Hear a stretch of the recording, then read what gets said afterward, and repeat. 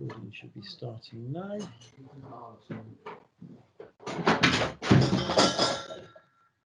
Okay, right, we're recording, we're live. Good.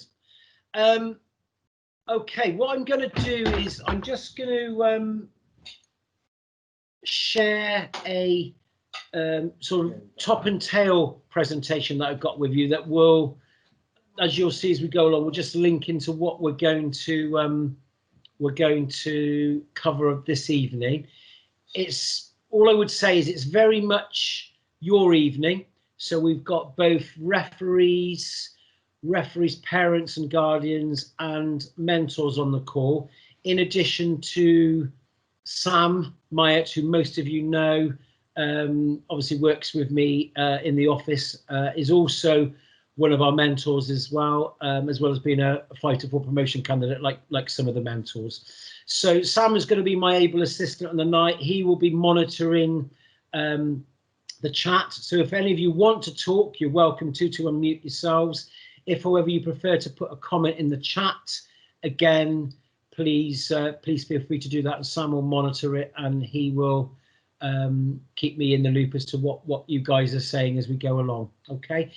The whole purpose of tonight was very much about getting this group up and running. It's been a long time in happening, and lo and behold, with the news earlier in the week, I was thinking, oh, here we go again, another false dawn. But I thought, no, let's go with it. Let's get things up and running. Obviously, we're in lockdown now. There's not going to be any football for the majority of us for a little while, but we will be ready to roll once football returns, albeit hopefully in March. But I'm the eternal optimist. Okay. Right, so the presentation, if you bear with me a second, I will just put up.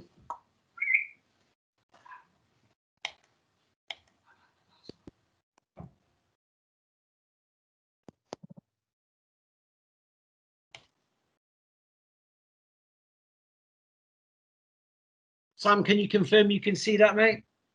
Yeah, I got you, mate. Lovely, perfect. Right, okay, so starting point, clearly that's not Sam or I on the picture. It's James Adcock, Football League referee, but this is our session. The aims of this evening, really simple. In a moment, we're going to confirm who is in the group. Okay, so we will do that purely just to confirm the names of the referees. What we will do then is we will be linking them with the mentors they're going to be working with initially. The one thing I would like to stress here is that this is fluid, it's work in progress, it's not necessarily so a sort of working between mentor and mentee that will stay indefinitely. We'll see how things pan out, because that's really important that we get that bit right. We'll talk about just going back to lobby to let Dan in. He's in. Come on, thank you, Sam. Okay, so what we'll do is then we'll have a quick chat about what the purpose of the mentoring is and how we see that working. We'll also make reference to the level of football you're currently operating in. Conscious that some of you are operating, excuse me, what, in youth football only at the moment. And as a result of that, that's where the mentors will be able to see you. But clearly the longer term aims of this group, as we alluded to right from the outset, were that we want to get you refereeing in adult football. A 16 or above, clearly you're able to do that. Some of you are doing it already, some of you are still to make that move, and that's what this group will help you to do. And the last bit really will be to outline some of the other developments and opportunities that this group is going to offer as we go forward. And one of the things I will touch on there is the potential RA support. We've got Steve Oakey and Brian Jury on the call tonight, and Brian's just going to say a few words about where the RA fit into to everything we're trying to achieve here. Okay, I'll stop presenting for a moment, if I can. and just go back to the call. Hopefully that all makes sense. What I'm going to do now then, before we do anything else, is I'm going to ask Sam to share the list of referees and the list of mentors that we've initially coupled you up with, so that you can see who you're working with. It goes without say, all of this will be sent out to you afterwards, and the contact initially will be between the referee and the mentor. So we're going to give out contact details for mentors, but not referees to start with. Okay, thanks, Sam. Right, so can we just go to the top there, Sam, of that, if we can? Should be the top, mate, isn't it? Where can you see? Alex at the top, yeah. Yeah. Yeah, we're there, right, lovely, brilliant. Okay, so again, this wasn't a deliberate ploy to try and test your eyesight to start with, but hopefully you can read what we've got up there. So initially we were looking at Alex Begbie-Dilks pairing up with Greg Wentland. Now Alex is in the south of the county, in the Bristol area, as is Greg. Alex obviously as a more mature member of the group as a level 6. Greg is a level 4. Again, we felt there was a good link there for you two to start working together to start with. William, you're there working with Hayden. So again, William, at the moment, I think I'm right in saying you're looking to make a move from youth into adult football. Hayden, as an experienced referee in the core group now, I think will certainly help you be able to make that transition. So that's why we've got you two working together. And again, you're both in the Cheltenham area.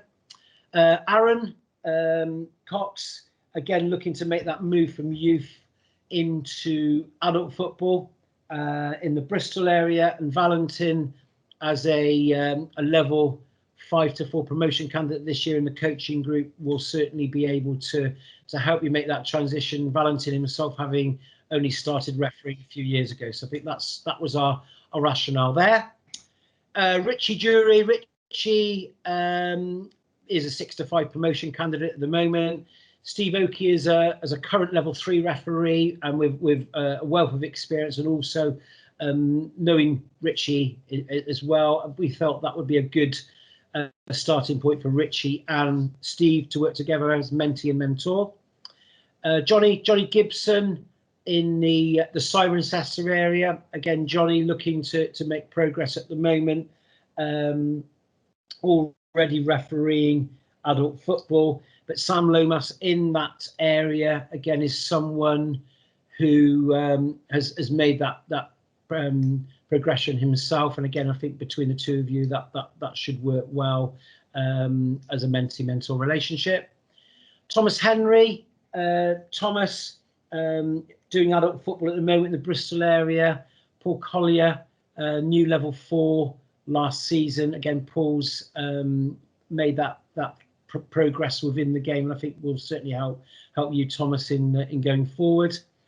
Ben Hudd, Ben, I'm conscious at the moment, I think you're doing predominantly youth football, but are looking to make that transition to adult at some point.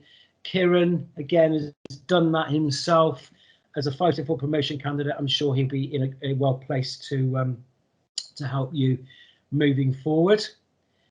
Elliot Jones, again, Elliot is somebody that I know has made that transition into adult football this season.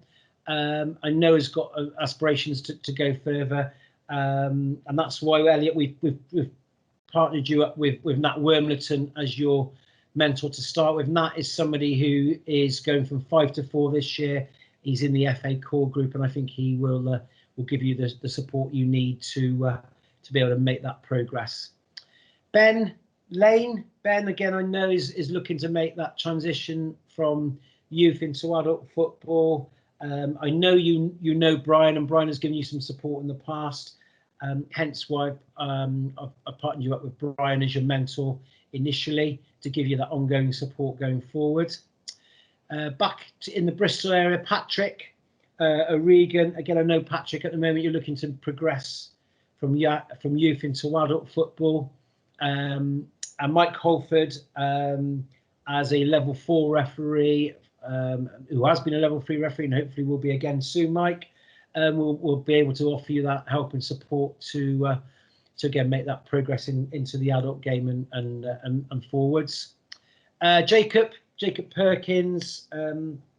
Again, I know Jacob, you're in the promotion process at the moment. I know Sam has already been able to come out and see you once. And again, I think that made sense that you continue with Sam as your mentor at the moment to be able to offer you that progress going forward. Sam, apart from obviously being my my support in the office and all the great work he does there, he's equally a 5 to 4 promotion candidate and in the core programme. So again, a lot of experience that Sam can share with you there.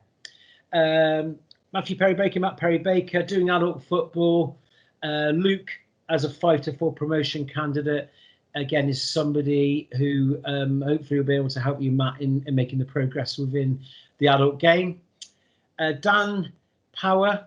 Dan, I know looking to progress from youth into adult football, and looking at where you're placed at the moment. I think Alan Overthrow would be an ideal mentor to support you in your area. Again, Alan is a level 4, very experienced referee to give you the support going forwards.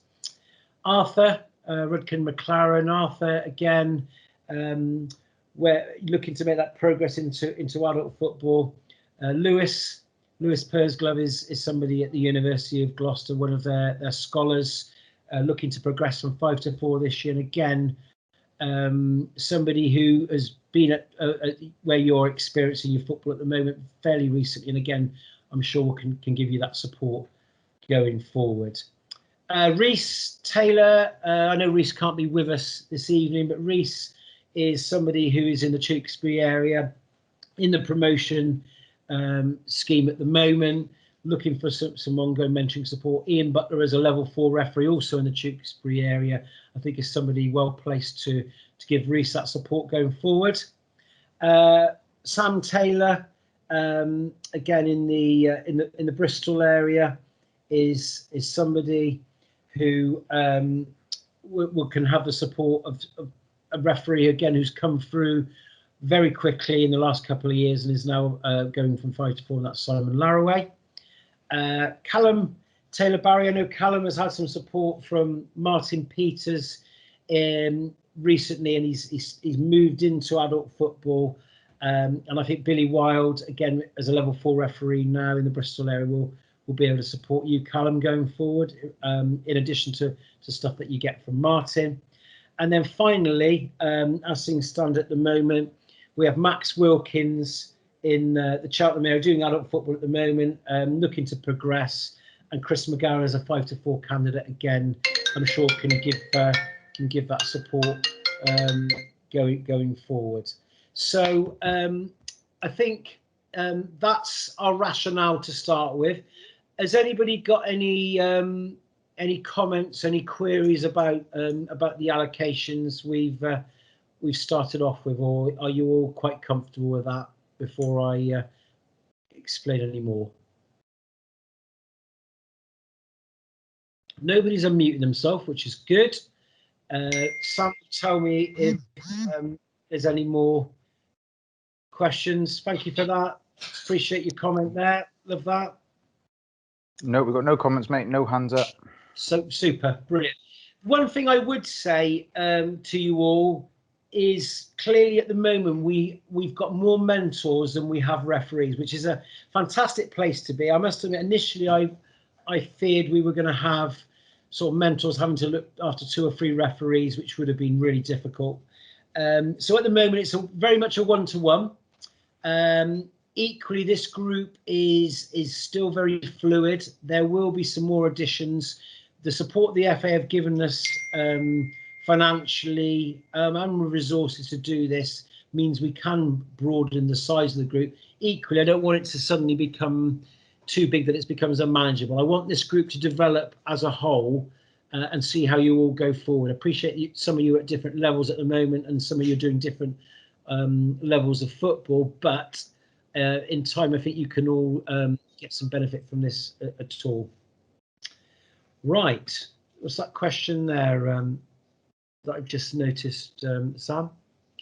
Yeah, we got one from Jake saying he hasn't been assigned a mentor, so must have missed him off the list somewhere, mate.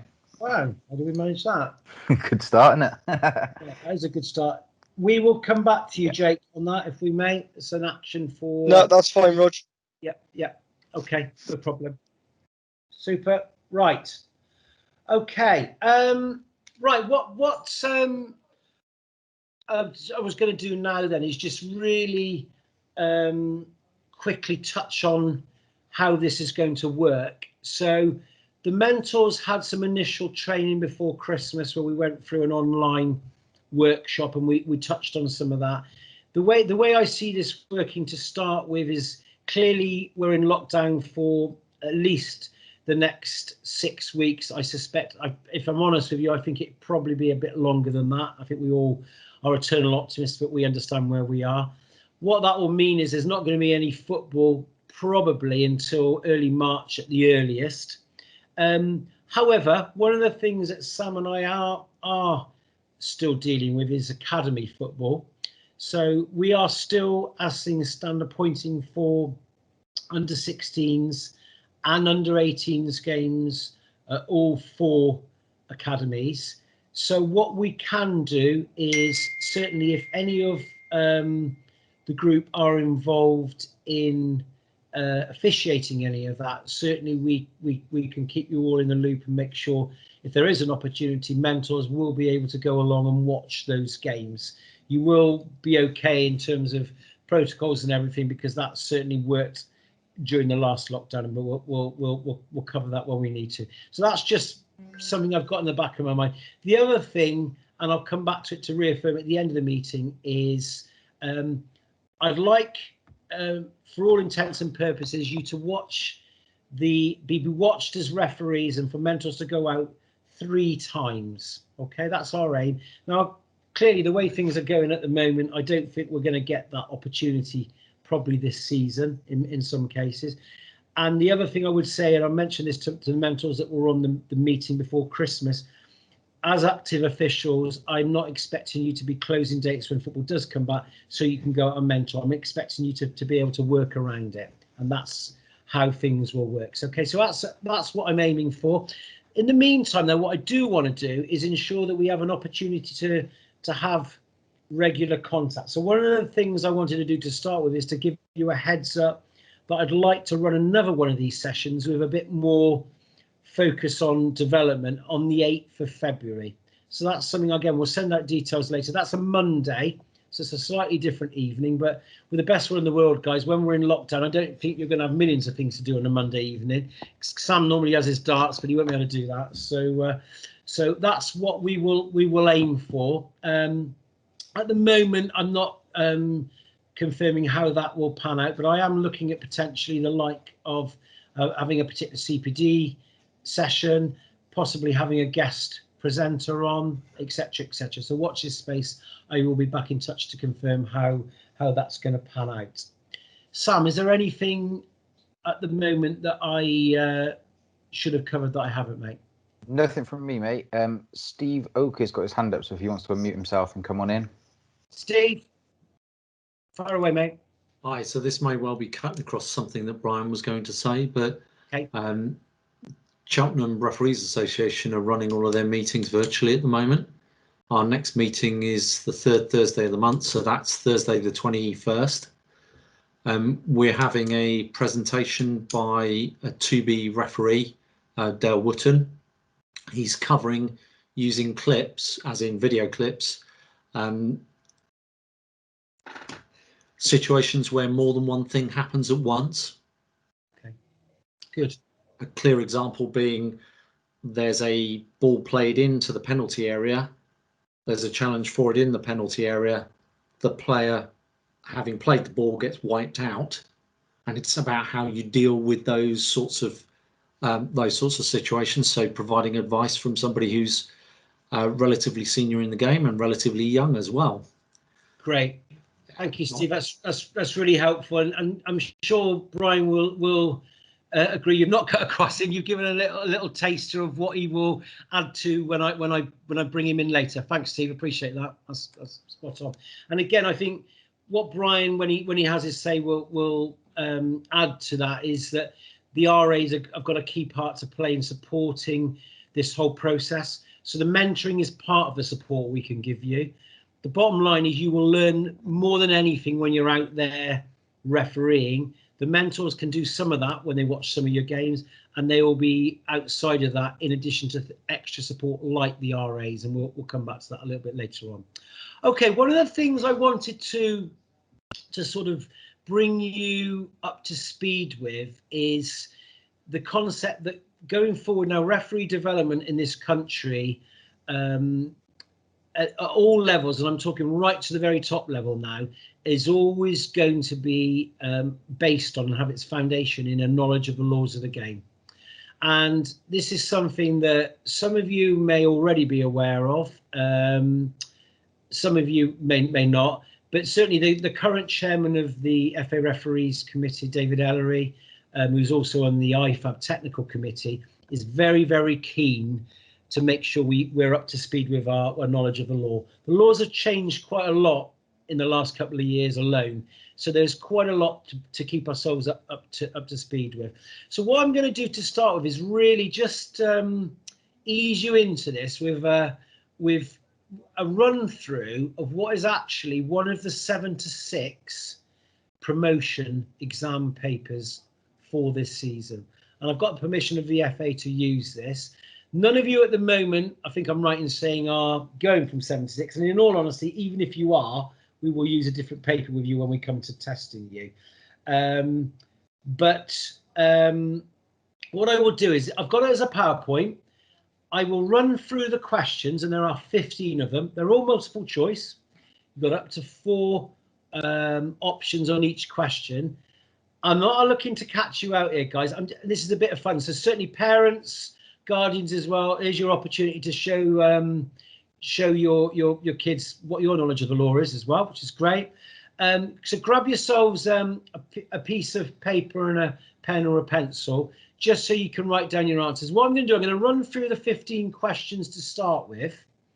You can pop down what your answer is, and then we'll go through the answers, and we'll talk a little bit around the rationale to know why we've come to that answer. Okay, so I'll give you a minute or two just to grab yourself a sheet of paper. Anyone to throw anything into the chat box for Sam to have a look at if you want to at this point, and then we'll go through those questions for you. Okay.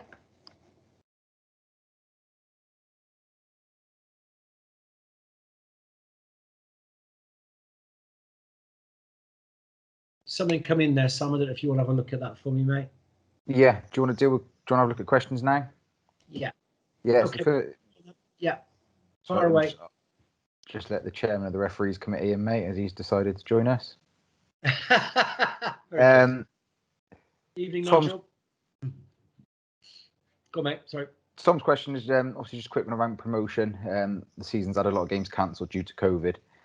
Do we know how that's going to impact on the criteria in terms of needing 20 matches to get promoted? Really good question. The answer is, at the moment, we don't know definitively. What I will say, and some of you will already be aware of this, some not, we've already had some information from the FA to say they were prepared to reduce the number of observations that referees going from level 7 to 6 and 6 to 5 needed if one of those was above the standard expected, and the second one was at the standard expected. They're pretty well saying that 2 observations will be good enough if you meet that criteria. That's to be completely confirmed, but at the moment, if any of you are in that bracket, those of you on the promotion scheme, then watch this space. That may well be the end of your observations. For level 5 to 4s, and this is all the potentially some of the mentors, you are, whereas normally it would be 5 observations going from 5 to 4, they've already said now they are happy to accept 4. My gut feel is with the next lockdown that we've all gone into now, that number may drop again, as will the number of games, I suspect. One thing's for sure is, as the precedent they set last year, they will not want any referees in the promotion system this year to be penalised because of the circumstances we're in. So you can rest assured that they will be very fair in the way that they look at that, and I suspect the number of games will be one of the things that that will come down to help. Hopefully that answers the question. Yeah, and on that one, Roger Lewis has asked, will the average mark stay at 70 for 5 to 4s? I think it will, Lewis. I mean, the bottom line is it'll be 70, but now rather than having to average 70 over 5 games, you'll have to average it over 4. But I don't think there'll be a change in actually the level expected. Good. Anything else, mate? Perfect. Nope, that's your lot, mate. Okay, thank you for that, guys. What I'm going to do now then is we'll go through the questions, and as I say, it's please just jot down your answers. I'm not going to be asking what you got at the end of this. This is purely for development and a bit of fun as well at the same time. But it's to get you into the habit of being on top of your law, knowing your law, because as you go up, you can rest assured every core meeting, Sam will tell you now, he gets tested in law every meeting. At the top level now, on the Football League and the National League, Brian, who has been at that level, will tell you that the guys at that level are getting tested all the time to make sure they're up to speed with knowledge of the law. So it says you've got 20 minutes. Well, we'll see how long we take to go through it. There are 15 questions as we go through it. It works on a basis that it's red team against blue team, and you're working with club assistants. All right, so bear that in mind as you go through. Don't worry about the bit about the answer sheet. As I said, just put your answers down as we go. Okay. Let's move on then. So, question 1. Hopefully, you can see it on the screen as well. At the taking of the penalty kick, the kick hits the post and the kicker then kicks the ball into the goal. You've got 4 options here. Do you A, award a goal, B, retake the penalty, C, award an indirect free kick, D, award an indirect free kick and caution the kicker? Okay, those are your 4 options. So have a think about that. It's not something that happens very often, but again, if it happens, as a referee, you will need to know what to do. Question 2. When is the ball in play and a drop ball? Is it A, when it touches the ground? Is it B, when it leaves the referee's hands? Is it C, when it is touched or kicked by a player? Or is it D, when the referee says so? Fantastic one. Okay, so Definitely A, B, D. C or D. You've all awarded drop balls. You all should be aware of the change in law in the last season. Think about the answer to that one. Question 3. At a kickoff, the kicker touches the ball for a second time with their feet, dribbling the ball towards the opponent's goal. Do you A, allow play to continue, B, retake the kickoff, C, award an indirect free kick to the opposition, or D, award a direct free kick to the opposition? A, B, C or D again. Question 4.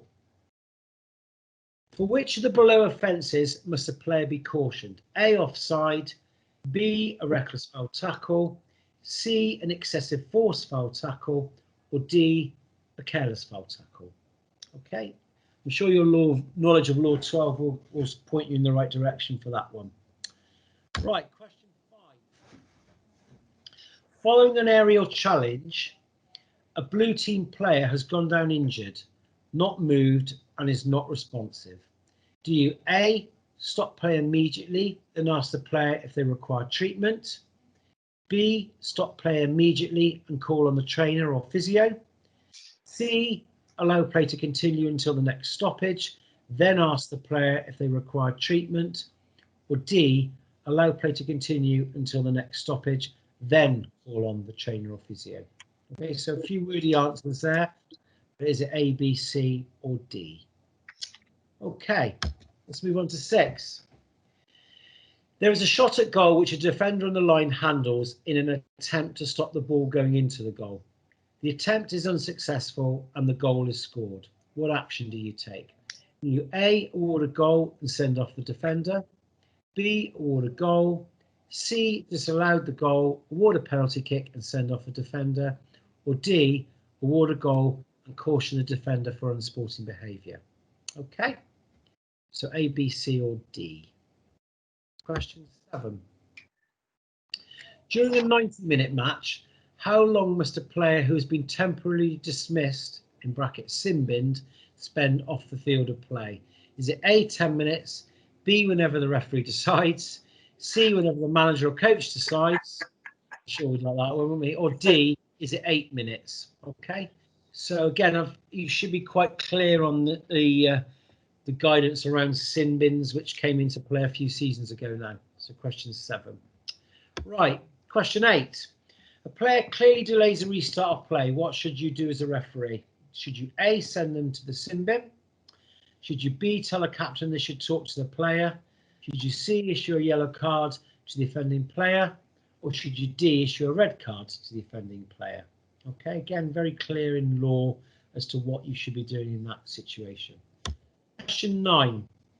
At the taking of a red team goal kick, an opponent is still in the penalty area with his back to goal and shows no interest in the kick. The goalkeeper then takes the kick but mistimes it. The opponent suddenly realises what has happened, turns and intercepts the ball and scores. Do you A, award a corner kick, B, ask the goalkeeper to retake the kick, C, caution the opponent who intercepts the ball, or D, award the goal? Okay, and again, this is around a very recent change to law, which you should hopefully be aware of. Question 10. When signalling for an indirect free kick, at what point do you drop your arm? Is it A, as soon as the ball is kicked, B, 5 seconds after the kick has been taken, C, once the kick has been taken and touched by another player or goes out of play, or D, once the kick has been taken and the ball has moved 9.15 metres? So again, which one of those 4? Again, a recent change in law may help you on that one. Okay. I don't think that's the correct answer there, technically, Roger. We'll come back to that, Hayden. Okay, question 11.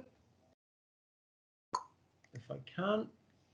At the taking of a throw into the red team, after the throw has been taken, a blue team player unfairly distracts the thrower from 1 metre away. Do you A, public rebuke the blue player and retake the throw in? B, caution the blue team player and award an indirect free kick? C, caution the blue team player and retake the throw in? Or D, award an indirect free kick to the red team? Okay, again, a few different alternatives there. Think about which is the best one for your answer. Question 12. The ball touches an attacker's player's arm accidentally and goes into the goal. What should the referee do? A, disallow the goal, B, allow the goal to stand, C, award a goal kick, or D, award a corner kick. Again, in line with the change in law around deliberate ball this year. Question 13. At the taking of a corner kick, the kicker removes the corner flag post before taking the kick. Do you A, allow the flag post to be removed, B, insist the flag post is in place before the kick is taken, C, allow the flag post to be removed but the kicker must replace it once the kick is taken, or D, allow the kicker to take the kick from just outside the corner arc? Okay, so which one of those would you be right to do in terms of applying the laws? Question 14. Lost a penultimate one now then. So you notice a careless foul by a blue team player and a red team player and play advantage. The advantage does not accrue. What do you do? Do you A, allow play to continue, B, allow play to continue and caution the blue team player at the next stoppage, C, stop play and award the free kick, or D, stop play, award the free kick and caution the blue team player? Okay. So A, B, C, or D. And then finally, question 15. In the 67th minute of the game, with the right winger dribbling the ball on the right wing, an opposing substitute throws a water bottle in a violent manner at the winger in an attempt to stop them progressing. What action do you take? A, award an indirect free kick and caution the substitute for unsporting behaviour. B, allow play to continue as no offence has occurred. C, award a direct free kick and send off the substitute for violent conduct. Or D, award a direct free kick and caution the substitute for unsporting behaviour. So A, B, C, or D, again, in line with what the laws advise us. Okay, so hopefully now you've had a chance to have a look through those questions and come up with your answers. Before we go to the answers, does anybody want me to go through any of the questions again? Yeah, can we do number 6 again? Number 6, Steve, yeah. Okay. And 12 as well, if that's all right, please. If you can stop before then.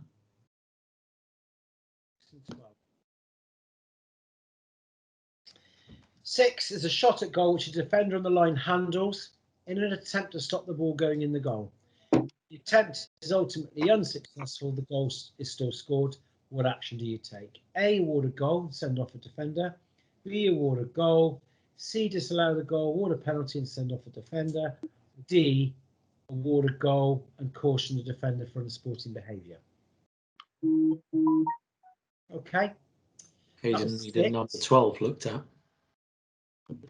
Yeah, 12, please.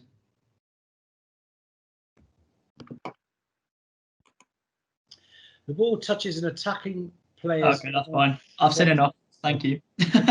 Yeah, all right. Disallow, allow, award a goal kick or award a corner kick. I just totally missed the question. Yeah, that's fine. It's all right, no problem. Okay. Anybody else got any others they want us to have a look at before we go to the answers? Number 9. Number 9. At the taking of a red team goal kick, the opponent is still in the penalty area with his back to goal and shows no interest in the kick. Keeper takes the kick, mistimes it. The opponent realises what's happened, turns, intercepts the ball and scores. Do you A, award a corner, B, ask the keeper to retake it, C, caution the opponent who intercepted it, or D, award the goal? Okay. Right. Any on the chat, Sam?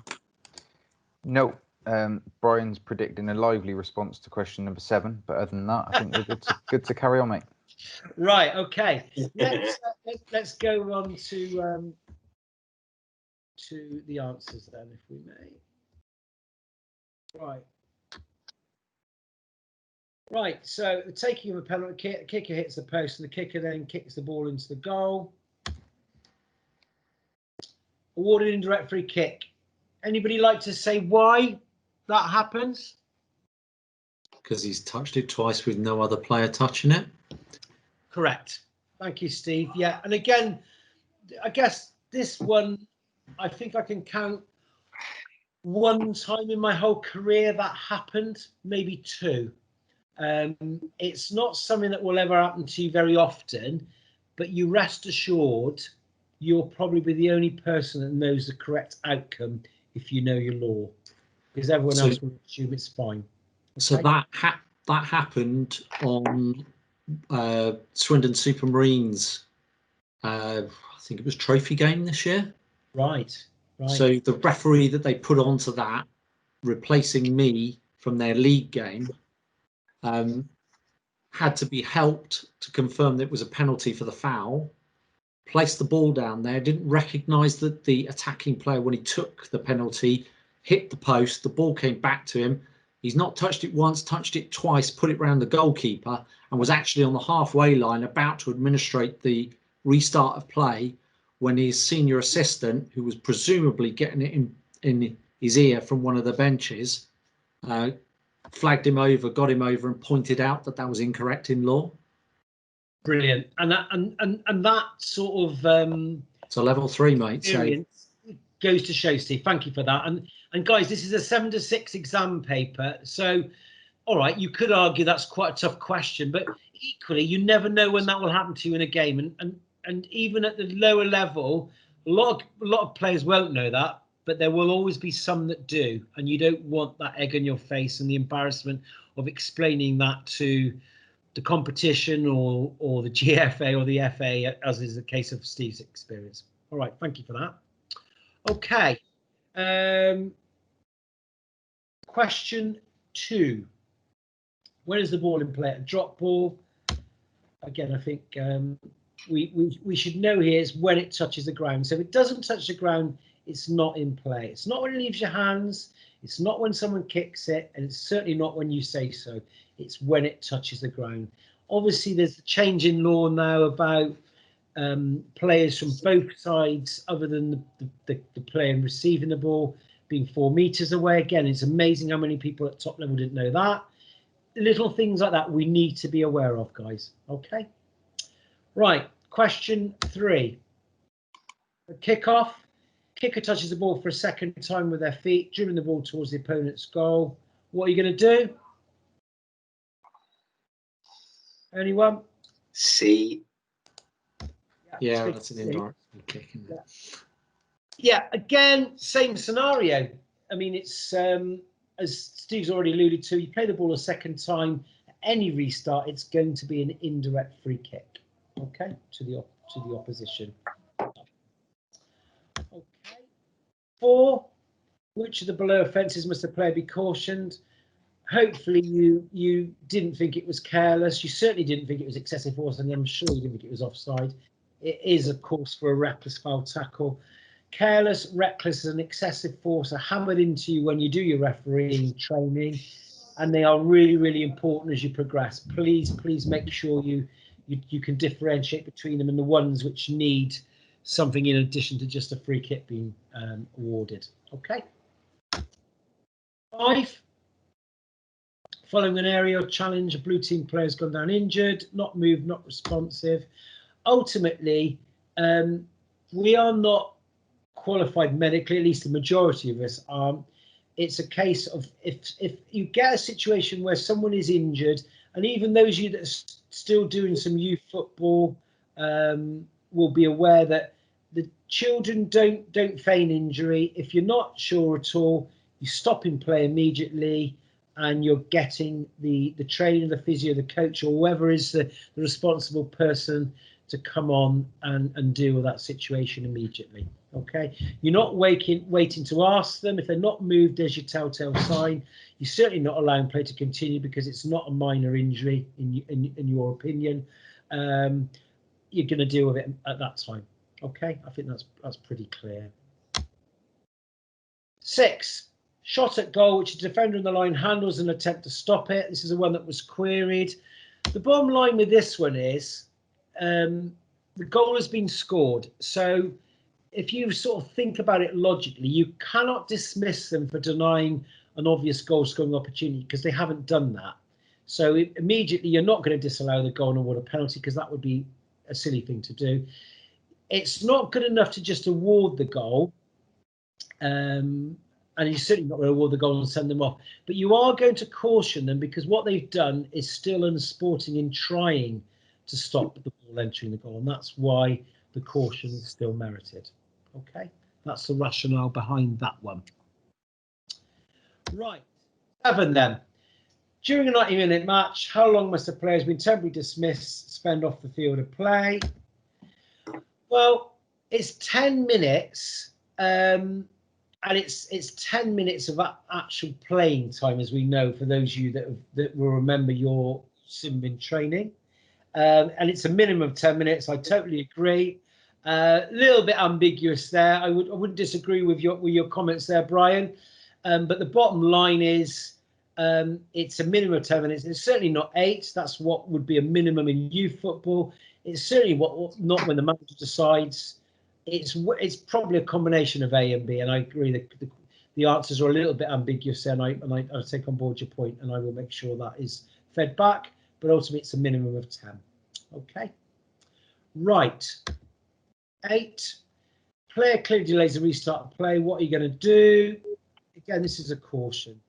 You're certainly not going to put them in a sin bin because if you remember what's a sin bin, only for Dissent. absolutely right. So it's not going to be for anything else, despite what some people have told me in the past. It's all it's for. If you tell a captain that they should talk to them, then actually, then it's you haven't carried out your duties. You should, if it's clearly a delay in the restart, then it is a caution and it's a yellow card. It's certainly not a red card. Okay, you could manage it if you didn't feel it was obvious, and that comes into your management skills, and that's obviously something that when you do your games you can talk to your mentors about, and it's something else that we can pick up further down the line. Question 9 then. This is an interesting one again. This links to the change in law last season around goal kicks and the ball not having to leave the penalty area to be in play.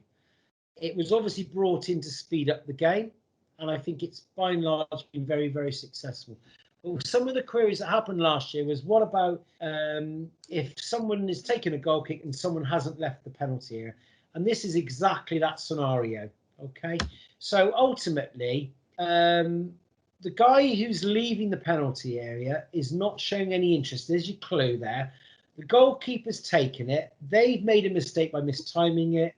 And only at that point then has the attacker realised what's happened. They turned around and they're quite within their rights, because the ball is in play, to then turn around, intercept it and score. It is not their fault. And you as a referee are not there to bail the goalkeeper out for his error. Okay, that's the bottom line here. So you're not going to give a corner, you're not going to ask them to retake it, and you're certainly not going to caution the opponent who has done nothing wrong in what they've done. The goal is the outcome. Again, that may be a difficult one to sell at the time, but ultimately you are not a defender helping out the goalkeeper. Okay, that's the point to bear in mind here. Okay. Roger, with that one, he still needs to be making an attempt to get out of the penalty area, because he has to go that way. So as long as he's making, as long as there's an obvious movement of him out, it's not a problem. You're but if he's just right, lurking, and if we were different. The bottom line is, if you were in any doubt at all, if you thought he was lurking, just waiting for that to happen, then that's a different kettle of fish altogether, Steve. I totally accept that. But on the basis he's turned the other way, he's going out of the area, he doesn't even know what's going on behind him, and then the goalkeeper makes a hash of it, that is the goalkeeper's fault, unfortunately. Okay, right. Let's go on to 10. When signaling for indirect free kick, at what point do you drop your arm? Go on then, Hayden. Tell me what you think on this one. Yeah, well, it may be the wording of the question. Yes.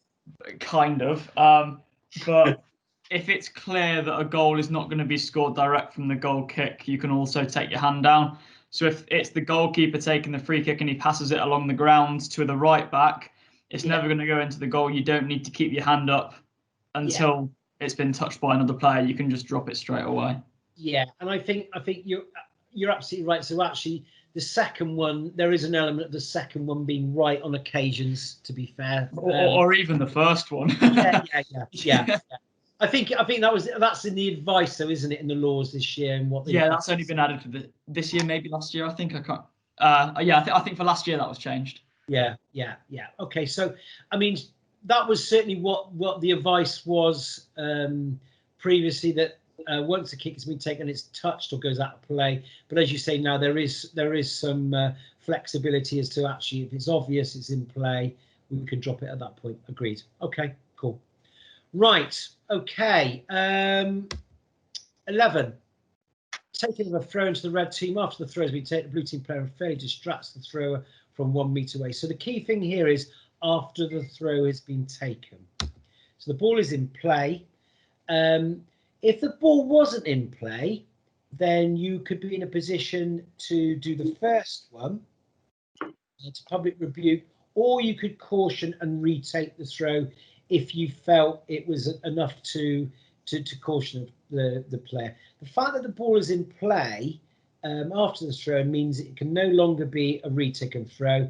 It can still certainly be a caution, and it's an indirect free kick would be the restart at this time. Okay, so again, it's all about the timing of that. But my advice, certainly, again, all of this is, if you've got any doubt at all about people being too close or trying to distract throwers, that's where your management comes in, and you need to be proactive rather than leaving it to get to that point where you've got nowhere to go other than to caution the player concerned. Okay. Right. Rog, just quickly, Steve had his hand up, it's gone back down. I don't know if you perhaps answered his query. That's because Roger said exactly what I was going to ask him to say. Perfect. Good. Thank you. We're on the same page, Steve. Good to hear, mate. Lovely. Okay. Question 12 then. Ball touches an attacker's player's arm accidentally and goes into goal. What should the referee do? Well, we've seen plenty of these on VAR, haven't we, over the last couple of seasons.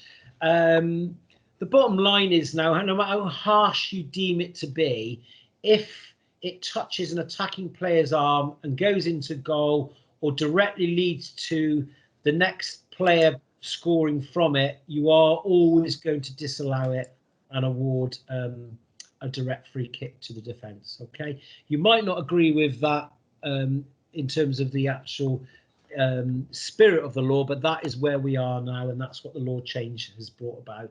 So ultimately, any handball, deliberate or not, leading to a goal being scored will always lead to that goal being disallowed. Okay, right. Can we just go to Steve again, Rog? He's got his hand up for you. Yeah. Sorry, mate. So there's this the change in the law that talks about the shirt sleeve and where that comes to on the arm, and so it would be from that point down because it's Correct. a handball as opposed to it coming off the shoulder, which is and has always been allowable wherever they deem the shoulder to finish.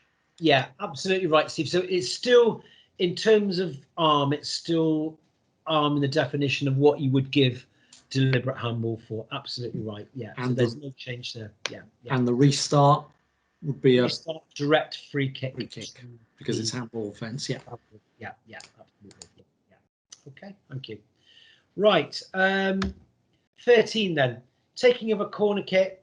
Kicker removes the corner flag post before taking the kick.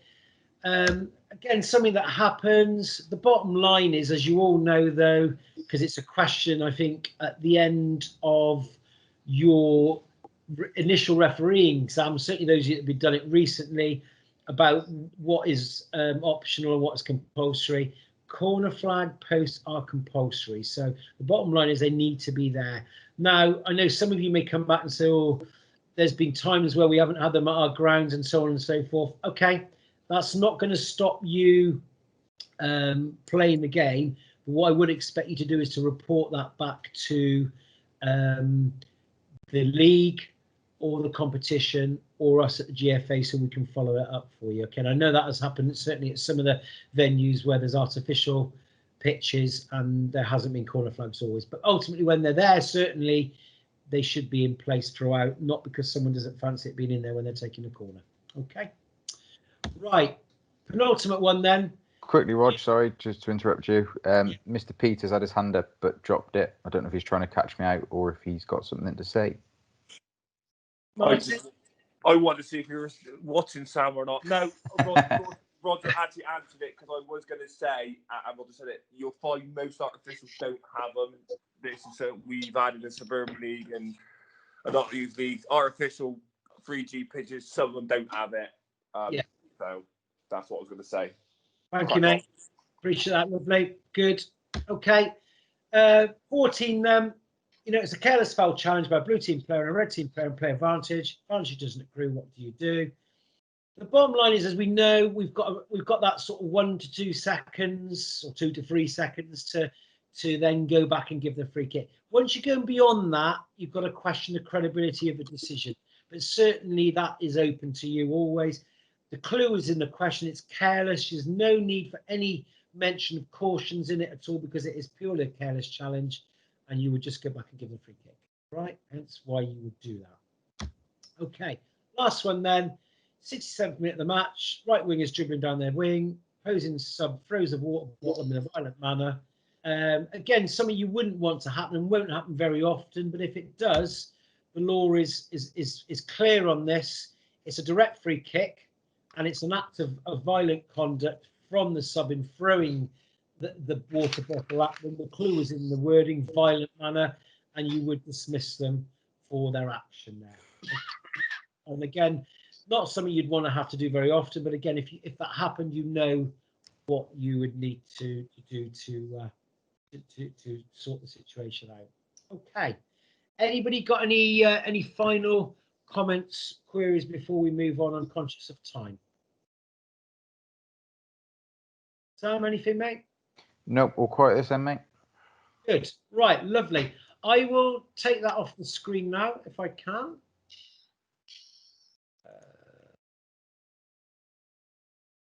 Right, let's go back then to where we were. Ooh. Is it still showing, Sam? Yeah, we're still showing the end of the promotion presentation at the minute. Finish that one, mate. I see Rod's still learning how to use IT. Yeah, thank you for that, mate. Always appreciate your comments.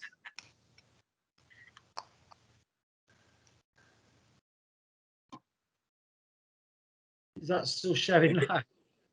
Yeah, it's still showing. Yeah, Rod. still showing. I'll leave it. I'll carry on. Right, okay. Right, so thanks for that. What I'm going to do now is I'm going to hand over to Brian, if I may, just to say a few words to follow up the starting point that Steve mentioned about the RA in particular and where that fits in with what we're trying to offer here. Brian, floor is yours.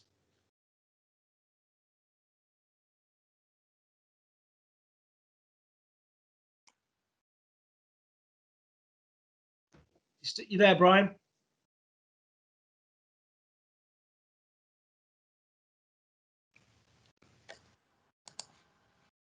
He's obviously having some technical difficulties. Okay. So from Do you want to say your bit then, Stephen? And if Brian's able to join, then you can just add to what you've said originally. Just talk a little bit. All Brian was going to talk about was generally the support you're able to offer as RAs. Obviously, yourselves in Cheltenham in particular are very proactive, and you've mentioned already what's going on at the moment. It's just really talking about them generally and where they fit into this overall support package that we're trying to offer the guys. All yours, mate. So as most people will be aware, the RA has members that sort of stretch the entirety of the football family. At one end, we've got certainly in Cheltenham, we have Derek Eaton, who is operating on the Premier League. In Gloucester, they have another Premier League assistant. So there are people operating from the local RA branches at the very highest levels in the game. That runs all the way through. Obviously, the guys starting out at the bottom of things, and everybody operating on local leagues right the way through and in between. What that does mean is that the RA can provide support to everybody, no matter where they sit, where they are in the promotion ladder, whether this is just a hobby that they go out and do youth football, whether it's something they're doing on a Saturday afternoon on the local leagues, and everything in between. We have people there that a lot of people from the Cheltenham RA, I can see them coming up on the list, up on these screens, are out mentoring people, observing people, refereeing those games, running the line to people on the supply and contrib leagues as well. What we are doing is Cheltenham is running all of their meetings via our Zoom facility. So geography no longer comes into it. No matter where you are, there is a branch of the RA that you can get to, because you can join a Zoom meeting and provide and get assistance to develop your refereeing, to keep yourself up to date, all of those things in one place. It also means that if you come up against any problems, there's a wrap that can go around you to help you deal with incidents that happen in and during the game if you're not sure what you did or what you need to do. incidents that come up in the game where you need support to help you when it goes beyond just being a football matter. And there are members of the Cheltenham branch that have had that level of assistance, both from the branch itself and from the National RA. Because we're in a position where we're forming part of this mentor group, it means that we can provide specific assistance to people to deal with particular issues that they've got around getting themselves into a much more comfortable position every time they go out and referee, and to provide them with assistance to get better. Cool. All All of those things happen, and that is a very scaled down view of what the president of the Cheltenham branch, Richie Jury, would have said to you in a much more eloquent fashion and with his delightful, very northern accent. Thank you, Steve. Much better than I would have said it. There's nothing wrong with a northern accent, Steve. I didn't say there was, but you don't get much more northern than a guy that comes from Thurso, because you've got web feet if you're more northern than him, as far as I can tell. Right. Thank you for that, Steve. Sam, I've seen there's a few messages coming. Do you want to just add anything? I know Brian's put a bit of info on there to add a little bit more meat to Steve's bones there. Yeah, so Brian's still with us, who just says referees need to take control of their own development, and the RA is a great opportunity to discuss refereeing matters, which helps with understanding when you get back onto the field of play. Why wouldn't you take up an opportunity for such a great range of advice and knowledge? And follow that on with, it's a great way to build your network of experienced referees, and just let us know that it's a Highland accent rather than just a Northern accent as well. Excellent. Steve's also just put his email address, I'm assuming it's his Cheltenham RA email address. Yeah, so if people are interested in attending the meeting this month to have a look at it, to see what we do and how we do what we do, that's fine. If you can go to get in contact with the secretary, he will have the details. If you're interested in joining, he's the person to go to as well. It's Steve Glide, but we won't hold that against him. Brilliant, thanks, Stephen. And you know, we've talked about Cheltenham RA. There are RAs across the whole of the county, and what we will be doing is we can certainly share the details of the RA that's in your area. The interesting thing now is at the moment there isn't one in the Bristol area, unfortunately, but as things stand, clearly, as Steve's already alluded to, there won't be any physical meetings of any RA anytime soon, obviously with the current restrictions. So that means actually you can go on to any branch online meeting and share that, as Steve already mentioned earlier. Okay, thank you for that. Right. Right. What I will do now then is just sort of go back to a few other points there.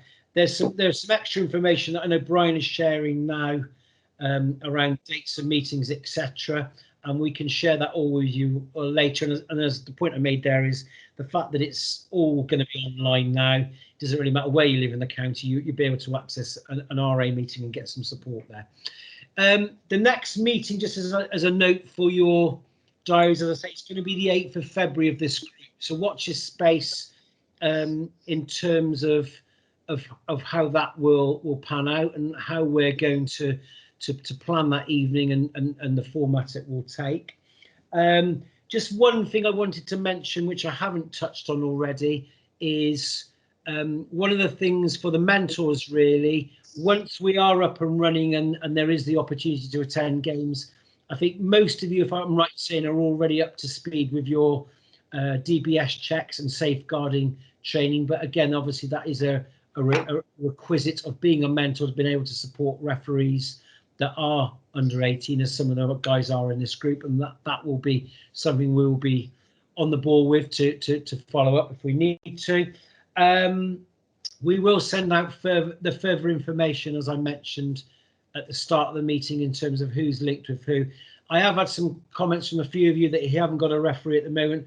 As I mentioned earlier, at the moment we've got more mentors than we have referees, so it's an ongoing process that some of you won't have a referee to start with, but the group is growing. There will be some more additions, and equally, Peter Collier, who's on the call, will be able to use your resources, and Graham in the north of the county, to support referees that aren't necessarily in this group but will need mentoring. And when we are in the position, hopefully, which won't be that long, and we've been able to run some courses again in the county, there will be mentors that are needed to support our new referees at that point as well. So your skills and expertise will come into play, guys, I promise you, even if you haven't initially got a referee that I've linked you to. Okay, anything else, Sam, before I'm going to go to the chairman of the referees committee shortly to think he's getting a free ride. He's going to have to say a few words at the end. I've got to go now, bye. Nope, chat's all clear, mate. No hands up. So, yeah. Oh, I lied. Greg Wentland's just put his hand up if Greg wants to unmute himself. Greg, do you want to unmute yourself, mate? Yeah, hi. Thanks. Thanks for that. Just a quick question. Did you mention earlier, Roger, that academy matches are still being played? They are, Greg. Yeah. So as things stand at the moment, again, this changes daily, as Sam will tell you. We're on the understanding that certainly all of the 4 academies are going to continue operating. Certainly games at under 16 and under 18 level are going to operate.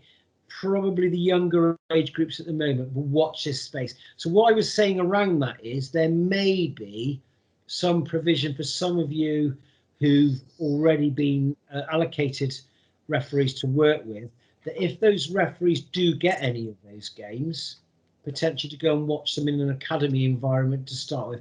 Again, if they're doing adult football normally, that's not going to be ideal, but again, it's an opportunity to watch them and start the ball rolling. That's where I'm coming from, Greg. So again, we will keep you all in the loop on that.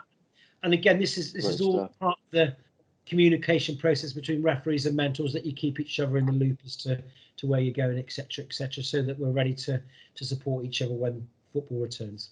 Okay. Just on that, that's Roger. great. Yeah.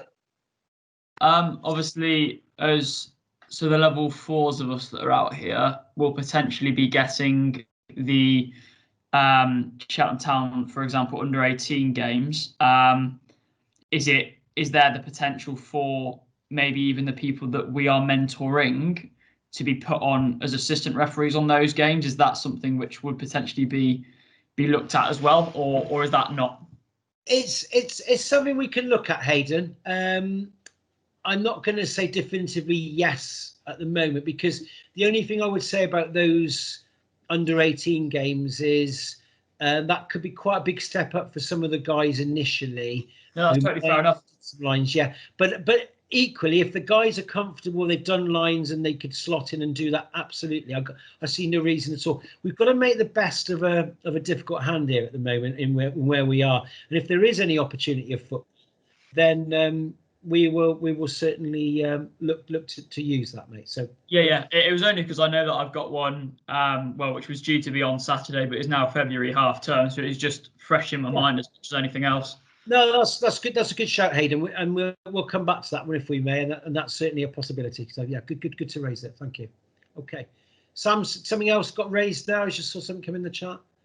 Yeah, quick one from Callum Taylor Barry, just asking if there's going to be any direct contact between the mentors and mentees before the end of lockdown.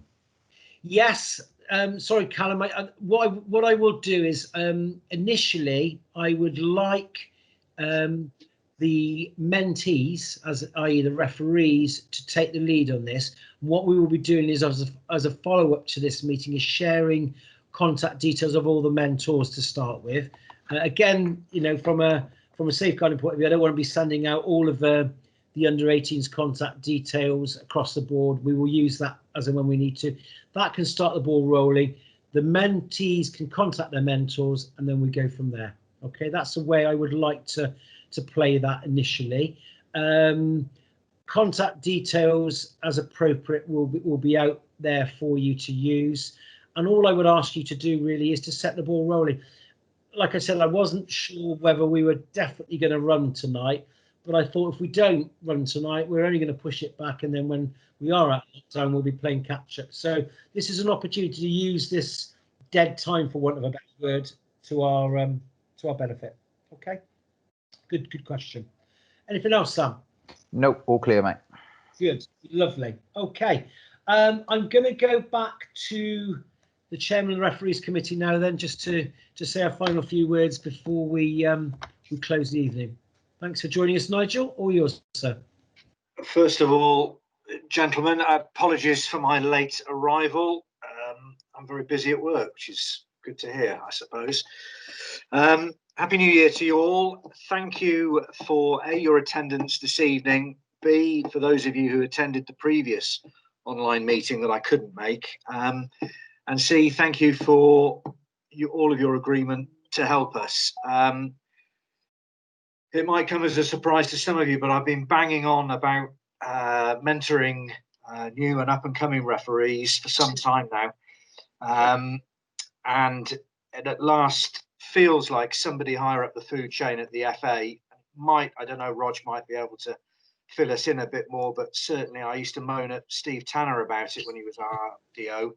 Perhaps he's now taken some of those gripes up to the FA with him, and things seem to be, well, there seems to be an appetite for change and for help, and to basically keep young referees involved in the game, because they're the future. As the youngsters in all the youth leagues are the future of the playing side of it, you young referees, I'm certainly not one of those anymore, you're the future of our side of the game, and are vitally important. So for all of you who are offering to help, who are helping, I can only thank you most sincerely.